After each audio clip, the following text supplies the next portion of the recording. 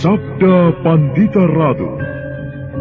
Kali ini dalam episode ke-20 dengan judul Rembulan dan Matahari.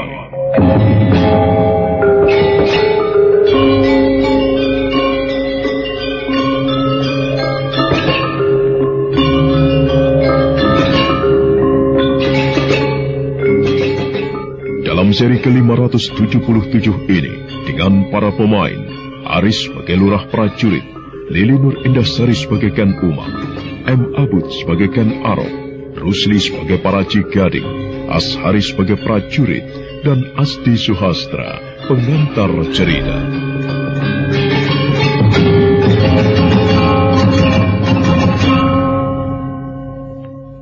Permohonan Senopati Diposari dan Senopati Rudrobondo ternyata tidak segera diterima oleh Ken Arok. Baginda memerintahkan kepada prajurit itu untuk memanggil pimpinan prajurit pengawal penjara. Dan tidak berapa lama kemudian, prajurit itu telah menghadap.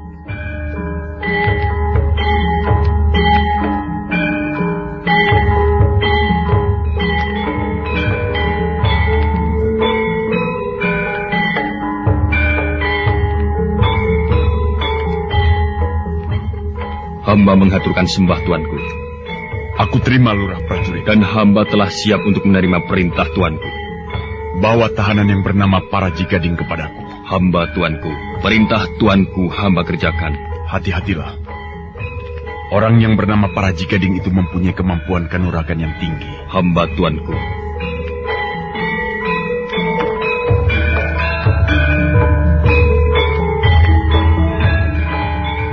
Prajurit berpangkat lurah dengan jabatan pimpinan penjaga penjara itu bergegas meninggalkan Baginda. Ken Arok sendiri kemudian menyusul Ken Umang yang semula telah diusirnya dengan cara yang halus. Didapatinya Ken Umang sedang menangis. Meskipun tidak terdengar sedu-sedannya, tetapi air matanya bergulir membasahi wajahnya.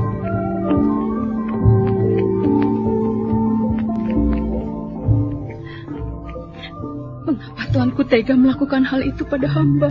Karena aku harus meluruskan hal-hal yang aku rasa telah bengkok, Ken Umang.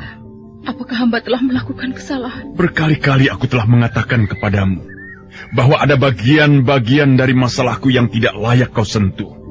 Kau seorang istri, Ken Umang. Akan tetapi itu bukan berarti kau berhak terlampau jauh menjamah urusanku.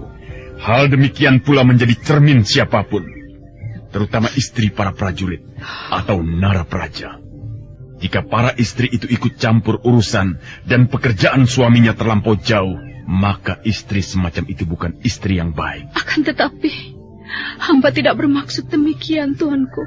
Hamba hanya membantu tuanku untuk mendudukan persoalan pada tempat di mana seharusnya. Yang kau katakan tempat di mana seharusnya itu justru sebuah kekeliruan yang besar, Ken Umang. Ketahuilah bahwa aku mempercayai sepenuhnya apa yang dikatakan oleh sepasang suami istri itu, juga apa yang dikatakan oleh Ki Dayo Sampun. Mereka tidak mengarang-arang cerita, namun apa yang mereka alami itu benar-benar terjadi. Tuanku mempercayainya. Iya, karena aku sendiri pernah bertemu dengan orang bercaping itu di sebuah padepokan. Aku pernah berurusan dengan saudaranya yang berjubah merah, yang mempunyai kemampuan yang sama, sebuah kemampuan kanuragan yang sangat tinggi dan tidak terukur. Aku tidak menyalahkan orang-orang itu yang terlambat melaporkan apa yang dialaminya. Para prajurit yang dilapori pun belum tentu mampu berbuat sesuatu. Dan ketahuilah, yang dilakukan oleh orang bercaping itu tidak hanya menemui mereka, tetapi masih banyak orang yang lain. Orang bercaping itu pasti menemui banyak orang untuk menunjukkan Pangeran Pati. Untuk apa, tuanku? Bodoh sekali kau, Ken Umang, jika sampai kau tidak bisa meraba jawabnya. Orang itu tentu bermaksud menunjukkan kepada siapapun bahwa Pangeran Pati masih hidup seperti yang mereka cemaskan selama ini. Orang itu juga bermaksud menggalang pendapat bahwa Pangeran Pati berada di dalam bahaya. Siapa yang menjadi sumber bahaya? Kau sendiri tahu jawabnya. Siapa?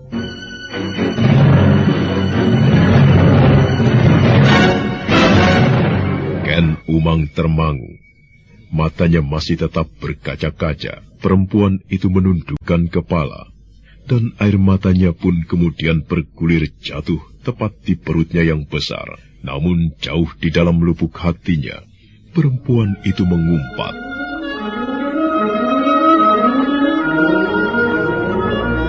Orang bercapung keparat. Orang itu pasti bersekongkol dengan Ken Dedes. Tidak mungkin tidak. Perempuan sial. Aku kira perempuan itu perempuan bodoh, tapi ternyata cukup memiliki otak. Biar memiliki otak sekalipun, jangan harap kau dapat mengalahkan Ken Umang. Kelak kau akan melihat bahwa hanya akulah yang pantas menduduki jabatan permaisuri. Jabatan Pangeran Pati untuk Anusapati, anak Tunggul Ametung itu harus aku gagalkan. Anak keturunankulah yang harus mendudukinya. Dan dengan sendirinya, aku akan menjadi permaisuri. Akulah sang Ratu Kedaton, sang Parameswari. Hamba menghadap tuanku. Ada apa, Mbak? Seorang lurah prajurit penjaga Pakunjaran dengan membawa seorang tahanan mengajukan permohonan untuk menghadap tuanku. Suruh kemari.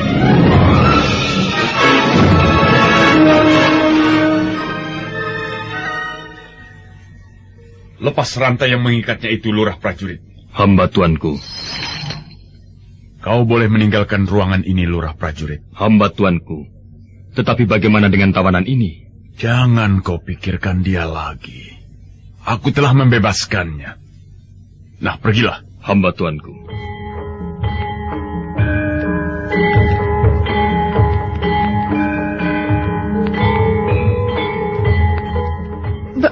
Bagaimana keadaanmu, Paman? Keadaan hamba baik, Tuan Putri. Kau diamlah, Ken Umang. Biar aku yang akan menanyainya. Namamu, Paraji Gading. Hamba, tuanku. Nama hamba Paraji Gading. Aku mengenalmu sebagai orang yang perbuatanmu tidak baik.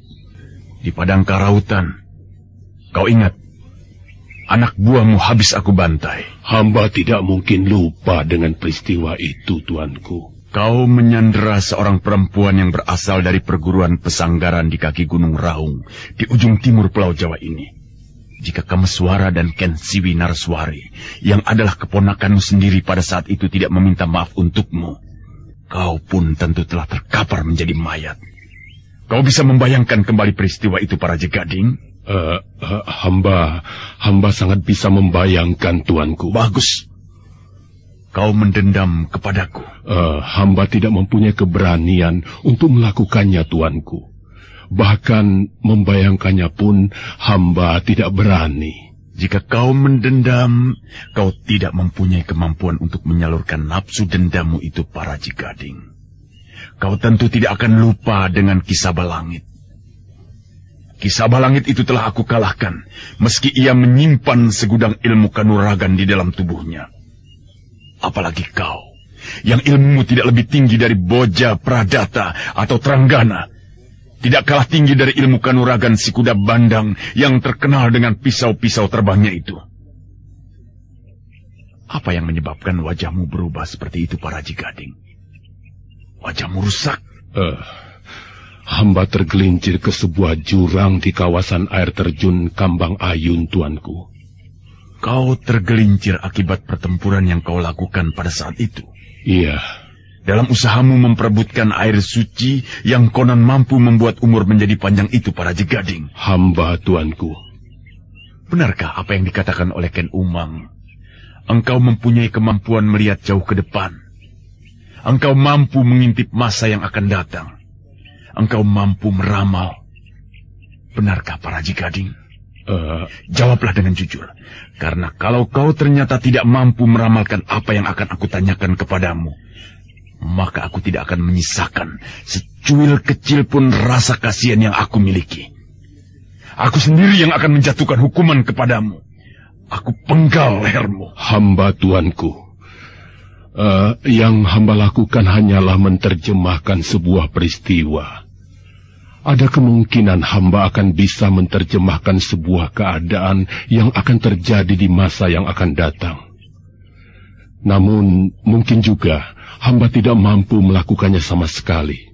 Mengapa tidak kau katakan kau mampu melakukan apapun, Paraji Gading? Hamba cemas jika perhitungan hamba meleset, tuanku. Baiklah, Paraji Gading. Atas permintaan Ken Umang, aku memaafkan kesalahanmu. Engkau, aku bebaskan. Namun untuk sementara kau terpaksa harus berada di sini, karena sewaktu-waktu mungkin aku membutuhkanmu. Kau akan tinggal dengan seorang pekatik kuda yang akan menemanimu. Seorang dukun istana akan membantu mempercepat penyembuhan luka-luka di tanganmu itu. Kelak, aku akan meminta kau meramal sesuatu. Dan awas, jangan kau berani mencoba-coba melarikan diri dariku. Bersembunyi dimanapun kau pasti aku dapatkan. Bukan pekerjaan yang sulit jika aku ingin menghabisi nyawamu. Engkau mengerti, Paraji Gading? Hamba mengerti, tuanku. Umang. Hamba, tuanku. Perintahkan kepada pekatik kuda untuk menyiapkan segala sesuatunya. Dan ingat, jangan sekali-sekali kau dan Paraji Gading itu merencanakan sesuatu yang berada di luar pengetahuanku. Mengerti? Hamba, tuanku.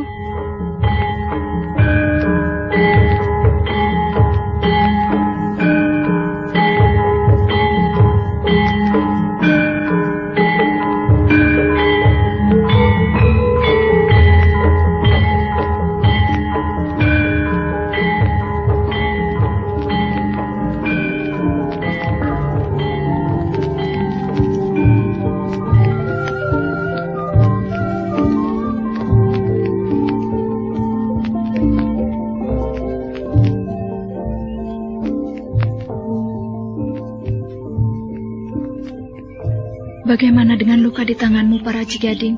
Tuan Putri tidak perlu mencemaskan keadaan hamba. Luka ini akan segera sembuh. Kelak, kau akan mendapatkan kesempatan untuk membalas apa yang kau alami itu pada Senopati Diposari, Paman. Ketidakhati-hatian akan menyebabkan celaka, Tuan Putri. Sebenarnya lah, jika hamba mau, bukan hal yang sulit bagi hamba untuk melepaskan diri dalam penjara meski hamba telah dirantai. Namun hamba mempunyai perhitungan jauh ke depan. Tetapi aku tetap merasakan sakit hati yang tiada terkira kepada Senopati itu, Paman. Aku berharap kelak Paman akan membalaskan sakit hati itu. Namun demikian, segala sesuatunya harus dipertimbangkan sebaik-baiknya, Tuan Putri. Jangan sampai hal yang tidak penting sampai merusak persoalan yang lebih besar dan lebih penting. Paman. Bagaimana, Tuan Putri? Siapakah sebenarnya orang yang telah berhasil melukai Paman itu?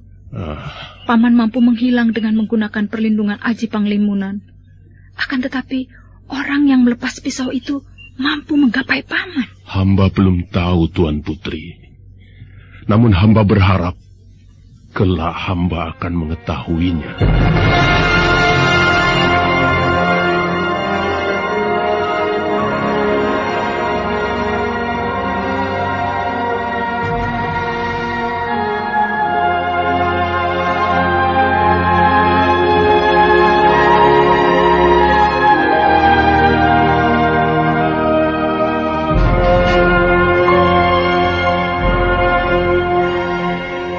Prajurit. Hamba, tuanku. Persilahkan Senopati Diposari dan Senopati Rudrobondo untuk menghadap kepadaku. Aku akan menerimanya di bangsal kesatriaan. Hamba, tuanku.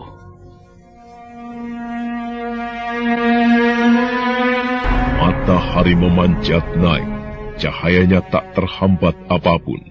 Panasnya menyengat kulit satu brigada prajurit yang sedang berlatih perang-perangan di alun-alun utara, tepat di bangunan Pangurakan. Senopati Diposari dan Senopati Rudrobondo nampak gelisah dalam menunggu. Tidak berapa lama kemudian, seorang prajurit berlari-lari mendekat.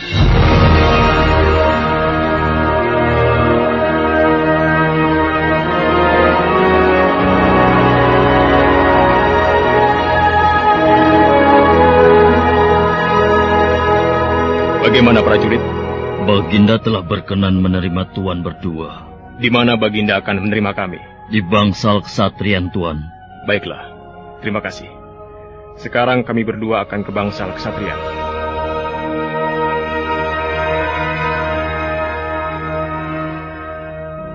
Bangsal kesatrian adalah sebuah bangsal yang terletak di samping kiri ruang paseban utama. bangsal itu lebih menyerupai ruang penyimpanan beberapa macam dan model senjata.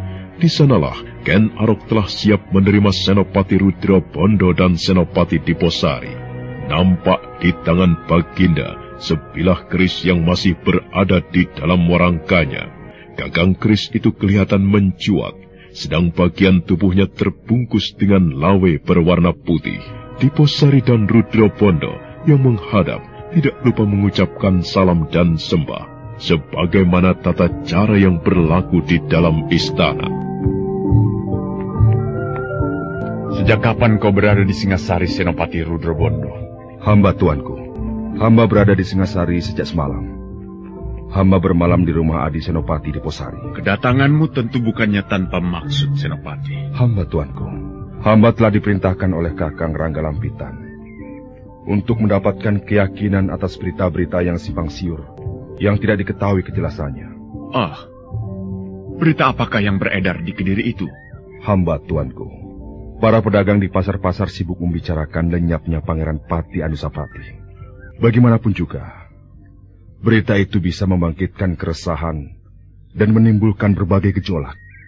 Itulah sebabnya Kakang Rangga Lampitan memerintahkan untuk menghadap tuanku. Diposari belum bercerita sesuatu kepadamu? Adi Diposari belum menceritakan apapun kepada hamba tuanku. Adi Diposari berpendapat, dan kemudian hamba juga sependapat, bahwa yang berhak memberikan penjelasan atas apa sebabnya yang terjadi adalah tuanku Sri Baginda sendiri. Benar demikian, Diposari. Hamba tuanku. Baiklah. Aku akan menjelaskan apa yang terjadi. Memang benar Pangeran Pati hilang, Anusapati lenyap. Dan aku sudah mengetahui siapa yang mencuri Pangeran Pati. Tidak perlu aku sembunyikan dari kalian berdua, yang mencuri Anusapati adalah seorang panembahan yang tinggal di kaki Gunung Gangsir. Nama panembahan itu adalah Panembahan Dwipayana. Nama padepokannya adalah Dandang Kandaga.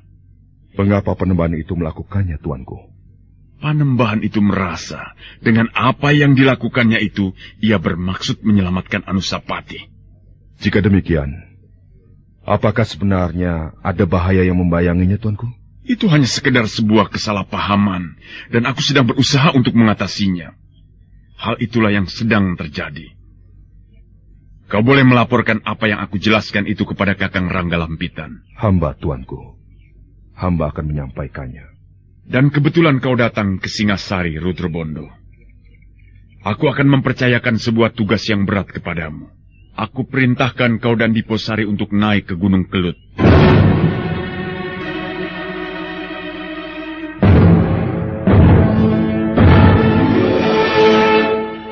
Hamba dan Adi Diposari naik ke Gunung Kelut, tuanku? Iya. Senopati Rudra Bondo dari Kediri dan Senopati Diposari dari Singasari, keduanya saling berpandangan, seolah saling bertanya melalui tatapan mata masing-masing. Belum lagi dada Rudra Bondo selesai meredakan gejolak, karena ternyata Baginda menyembunyikan persoalan yang sebenarnya. Baginda menyodorkan persoalan yang lain. Tugas apakah yang harus hamba emban di Gunung Kelut, tuanku? Kau lihat keris ini. Hamba, tuanku. Keris ini adalah keris yang mengerikan. Keris ini buatan Empu Gandring. Itulah sebabnya aku menamainya keris Empu Gandring. Keris ini harus dilarung. Aku perintahkan kalian berdua untuk melarungnya di kawah Gunung Kelut. Ampun tuanku. Tentunya ada alasan yang sangat kuat bagi tuanku untuk melarung sebuah keris, hingga harus membuangnya ke kawah Gunung Kelut. Pernahkah kalian berdua mendengar sebuah malapetaka berupa kabut yang menjamah wilayah bumi Blambangan? Hamba tuanku, hamba pernah mendengar. Namun hamba merasa belum jelas benar duduk persoalannya. Apakah sebenarnya yang telah terjadi di bumi Blambangan itu? Hampir 2 tahun yang lalu, Blambangan yang dihuni oleh suku Osing yang tenang dan damai diguncang oleh malapetaka. Sebuah bintang telah jatuh dari langit, menimbulkan malapetaka karena bintang itu mengeluarkan kabut yang bernyawa dan hidup. Kabut yang keluar dari bongkahan logam itu membunuh apapun dan siapapun. Harimau, Si raja hutan sekalipun ditumpasnya, binatang itu tidak berdaya menghadapi ganasnya kabut. Kuda, sapi, atau binatang piaraan apapun disergapnya. Tidak peduli juga manusia. Banyaknya korban yang berjatuhan tidak terhitung jumlahnya. Namun untunglah, berkat kegigihan Kameswara sahabatku yang dibantu oleh teman-temannya, bongkahan logam yang mengerikan itu bisa dikuasai. Bongkahan logam itulah yang menjadi cikal bakal dari keris ini.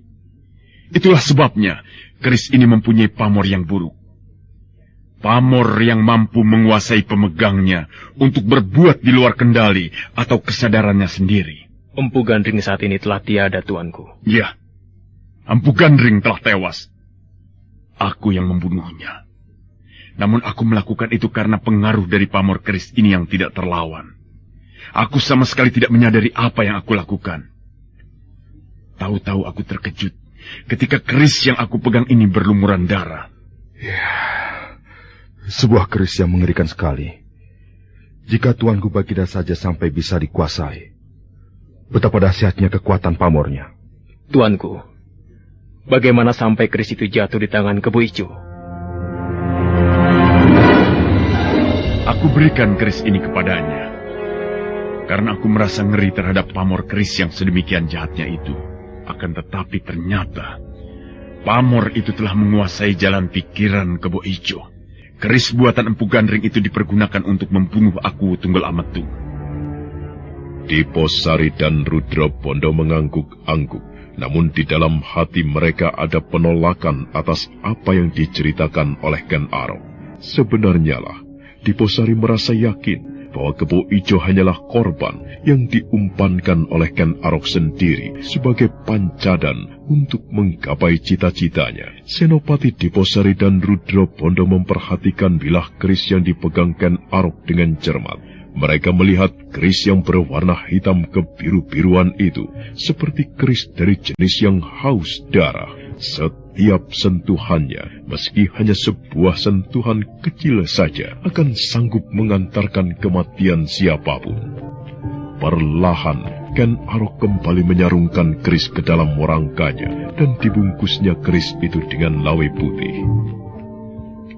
Demikianlah ceritanya Diposari dan Rudra Bondo.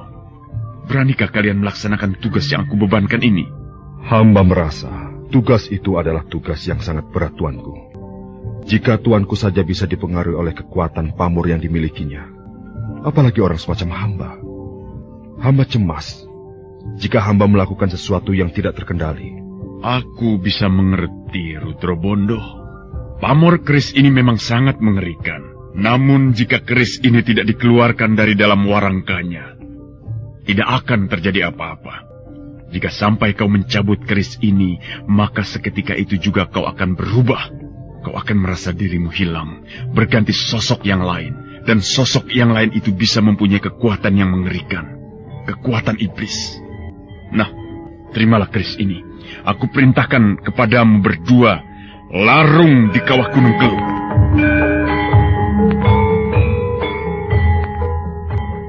Senopati Rudra Bondo menerima keris yang diserahkan kepadanya. Rudra Bondo mengangkat keris itu di atas kepala, sebagaimana layaknya penghormatan terhadap sebilah keris pusaka. Rudra Bondo berdebar. Tangannya merasakan sentuhan pamor yang luar biasa ketika memegang warangka keris yang dahsyat itu. Apa yang kau rasakan, Rudra Bondo? Ya, keris ini benar-benar keris yang dahsyat, Tuanku. Telapak tangan hamba merasakan pamornya. Pamor yang memancar itu belum seberapa dibandingkan jika keris itu dicabut. Nah, Rudra Bondo, Diposari, aku tidak ingin kalian berdua menunda-nunda. Kalian berdua boleh berkemas-kemas. Namun sebelum matahari terbenam, aku minta kalian sudah meninggalkan Singasari. Aku perkenankan kalian meninggalkan ruangan ini. Senopati Diposari dan Senopati Rudra Bondo serentak menyembah bersama dan kemudian meninggalkan ruang bangsal kesatria. Mereka tidak berbicara apapun sampai kemudian telah sampai kembali di rumah Senopati Diposari. Lutut Gajah Wengker menyongsongnya.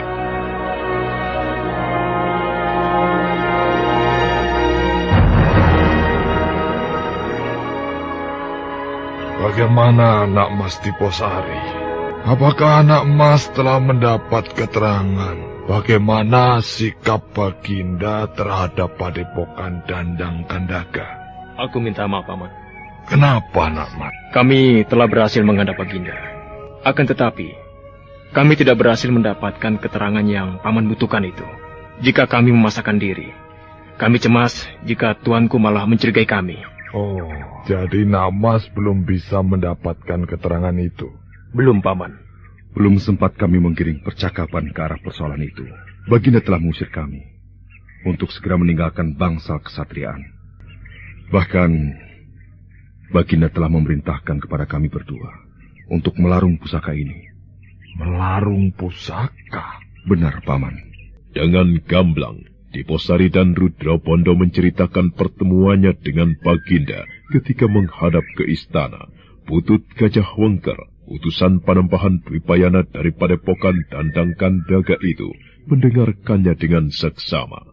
Kami minta maaf, Paman. Namun demikian, kami yakin bahwa masih ada kemungkinan untuk mendapatkan keterangan yang Paman butuhkan itu. Tidak apa, Nak Mas Diposari. Aku kira aku bisa mendapatkan keterangan dari sumber yang lain.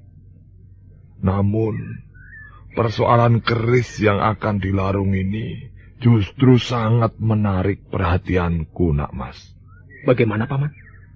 Bagaimana kalau dalam perjalanan menuju ke puncak Gunung Kelut untuk melarung keris itu, Nak Mas aku persilahkan untuk singgah di Padepokan Dandang Kandaga. Diposari dan Rudra Pondo saling pandang. Namun Putut Gajah Wengker memandang ke arah wajah Senopati Diposari dan Rudra Pondo dengan penuh keyakinan. Diposari sibuk menebak apa kira-kira latar belakang.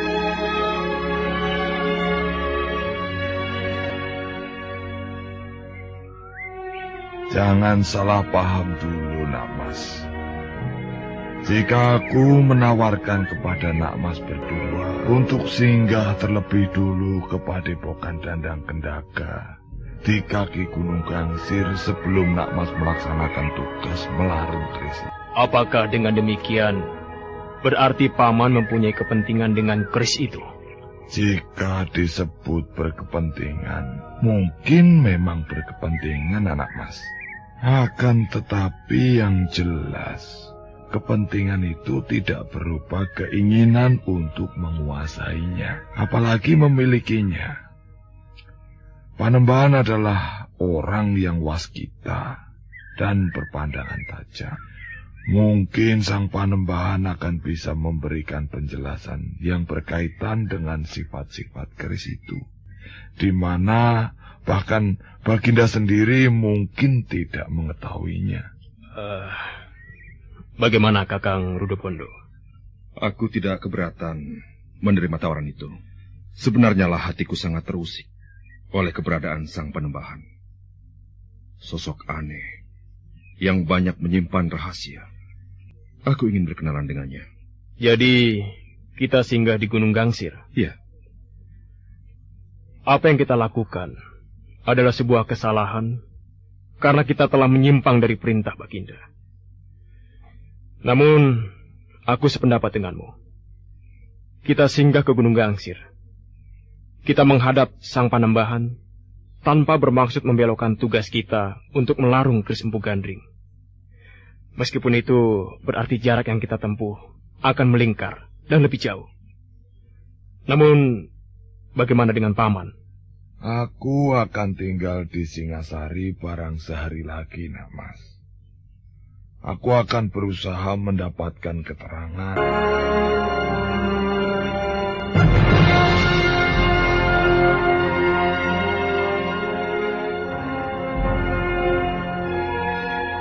Waktu beranjak bergerak menuju ke hari yang semakin siang.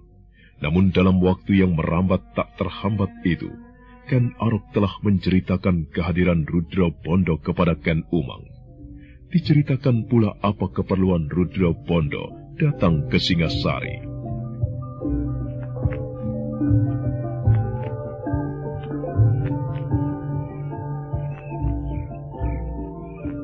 Persoalan lenyapnya Anusapati telah sampai di Kediri, dan Kakang Ranggalampitan mengutus Senopati Rudrobondo menghadap kepadaku untuk mendapatkan kejelasan apa sebenarnya yang telah terjadi. Nah, Ken Umang, kau bisa membayangkan bahwa persoalan itu telah mampu menggoyang negeri ini. Seharusnya Ranggalampitan itu tidak usah ikut campur atau usil, tuanku. Sebuah kesalahan besar jika kau berpendapat begitu, Ken Umang. Pati adalah seorang pangeran Pati. Ia mempunyai kedudukan yang sangat penting. Sebagai pangeran Pati, ia berhak menggantikan aku menjadi raja jika aku berhalangan. Meski Anusapati masih bayi, akan tetapi ia mempunyai akar yang kuat di bumi Tumapel yang sekarang berubah menjadi Singasari ini. Rakyat memujanya, sebagaimana mereka memuja Ken Dedes. Jika ada sesuatu yang buruk terjadi pada Anusapati, maka tidak tertutup kemungkinan rakyat akan marah. Tuanku adalah raja. Tuanku tentu dapat menguasainya. Benar. Akan tetapi tentu saja itu bukan pekerjaan yang menyenangkan, Ken Umang. Aku tidak suka dengan hal-hal itu. Aku katakan hal ini berkali-kali kepadamu, Ken Umang, untuk kau camkan. Berhati-hatilah kau bertindak. Jangan berbuat seenakmu, yang pada akhirnya malah akan mencoreng dirimu sendiri. Tetapi, bukankah terhadap Pangeran Pati itu, tuanku mempunyai sikap sendiri? Iya. Anusapati bukan anakku, dan aku berharap kelak anakku sendiri yang akan menjadi penerusku. Penggantiku menduduki tahta kerajaan. Akan tetapi rentang waktu masih cukup panjang, Ken Umang. Masih cukup waktu untuk mengubah keputusanku. Membatalkan pengangkatan Anusapati dan menggantikannya dengan anakmu jika ia kelak telah lahir. Dan kemanakah Senopati Rudrobondo itu sekarang? Aku telah memerintahkannya naik ke Gunung Kelut untuk membuang keris Empu Gandring di sana. Keris Empu Gandring? Iya, keris Empu Gandring. Kau ingat ketika menjelang peperangan antara Bedander dan Kediri, bersama-sama kau kuajak mengambil keris itu. Hamba, tuanku, hamba masih ingat. Keris itu membawa sial. Itulah sebabnya aku perintahkan pada Diposari dan Rudrobondo untuk melarungnya.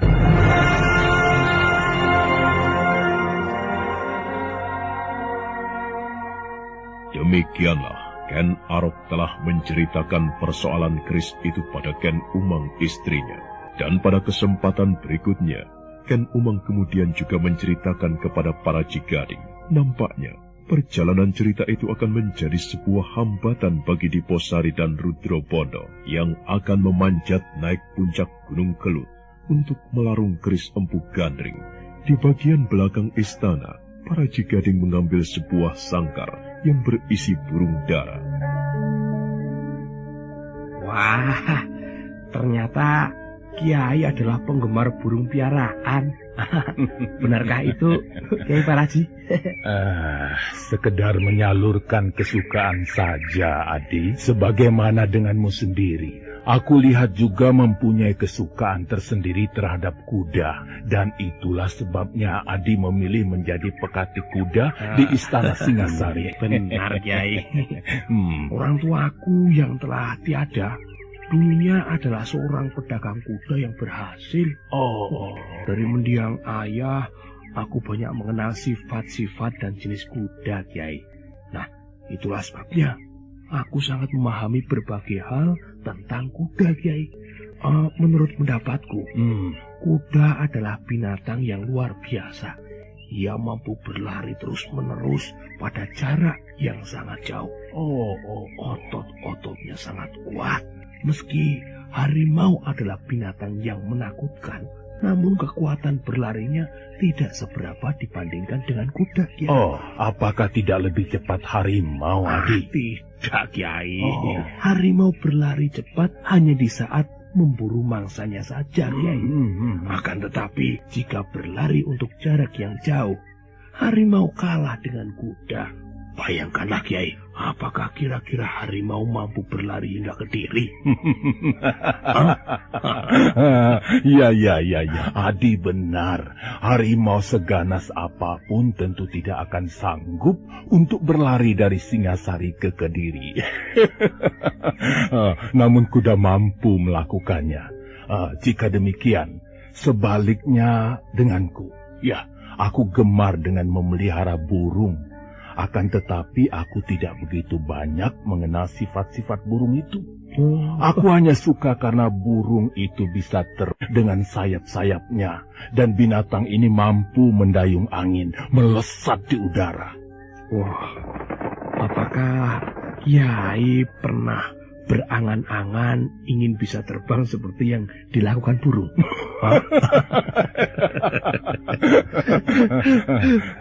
Katik kuda istana Singasari itu sibuk berbincang dengan para Cigading. Namun sebenarnya, para Cigading sedang mencari kesempatan untuk melepas seekor burung dara. Dan ketika kesempatan itu didapat, karena pekatik kuda itu menerima setoran rumput, burung dara itu pun dilepas. Pergilah. Sampaikan berita yang kau bawa itu pada Adi Samberwulung. Samberwulung tentu tahu apa yang harus dilakukannya. Burung dara itu terbang sangat cepat, berputar menanjak semakin tinggi, untuk kemudian melesat cepat sekali ke arah timur. Para Cigading tersenyum sendiri. Adalah dalam waktu yang tidak terlampau lama, burung itu telah menempuh jarak yang cukup jauh, terbang menuju tempat yang sangat dikenalinya, di mana di sana betinanya berada.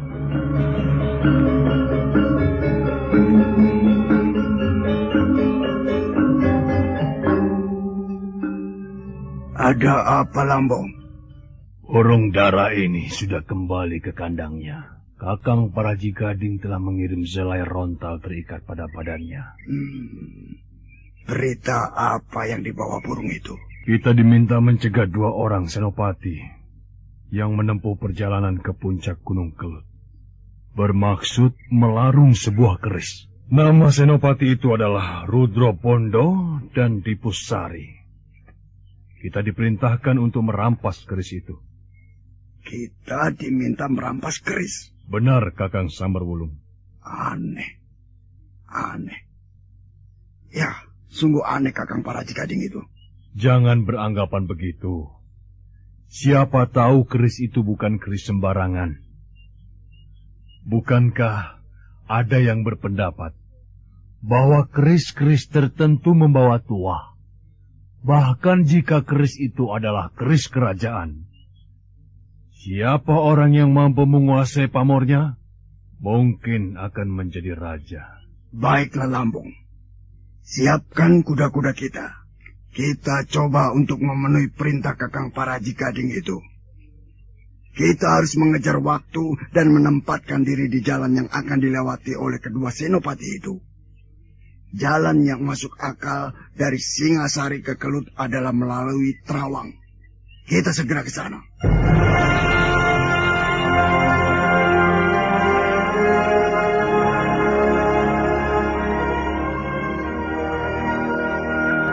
Seiring dengan waktu yang terus merambat bergerak ke arah sore, 2 ekor kuda telah berderap dengan cepat dan kemudian berhenti di sebuah persimpangan jalan di dekat hutan.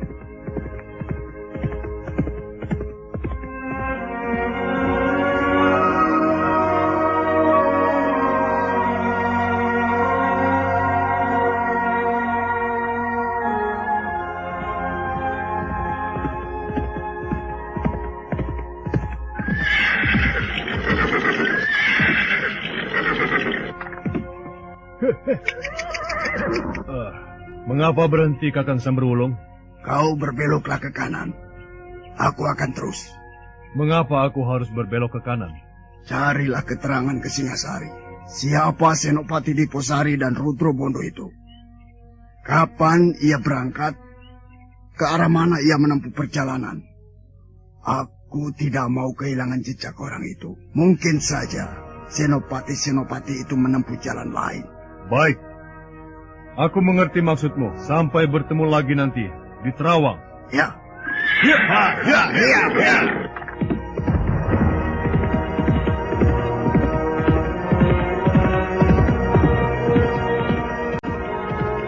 Lambung dan Samberwulung berpisah di tengah jalan. Lambung membelok ke arah kanan menuju ke Singasari, sedangkan Samberwulung mengambil jalan terus menuju Terawang, di tempat mana dia berharap akan dapat mencegah Senopati Diposari dan Senopati Rudro Bondo. Dan di saat itu pula, di dalam istana Singasari, Putri Ken Dedes telah mengambil sebuah keputusan.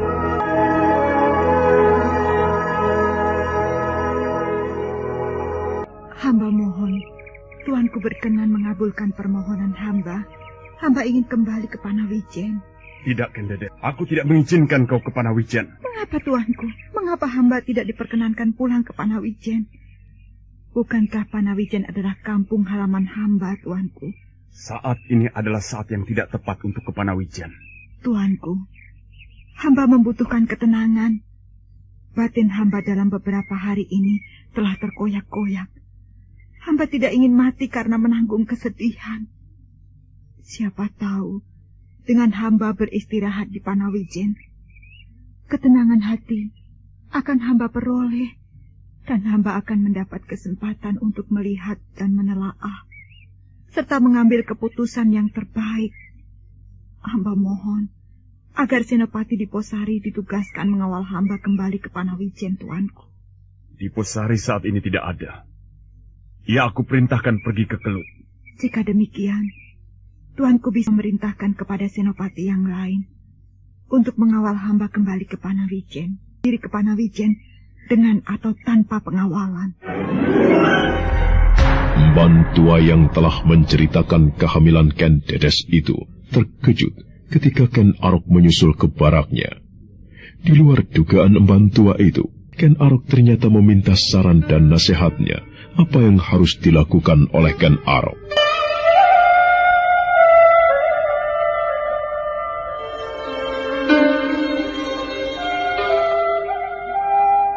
Ayolah Bibi Umban. Aku berkata sebenarnya, mungkin kau mempunyai saran kepadaku. Apa yang sebaiknya aku lakukan menghadapi keadaan yang seperti ini? Hamba Tuanku, apakah Tuanku merasa bahagia dengan berita yang telah hamba sampaikan itu? Tentu Bibi Umban. Aku merasa terkejut dan gembira mendengar ceritamu. Ken Dedes segera akan memberiku seorang anak, sebagaimana Ken Umang juga. Lalu bagian manakah yang membuat Tuanku bingung? Kau tentu telah tahu tanpa aku harus menceritakannya. Baiklah, Tuanku. Hamba akan memberi nasihat yang mungkin akan bermanfaat bagi Tuanku.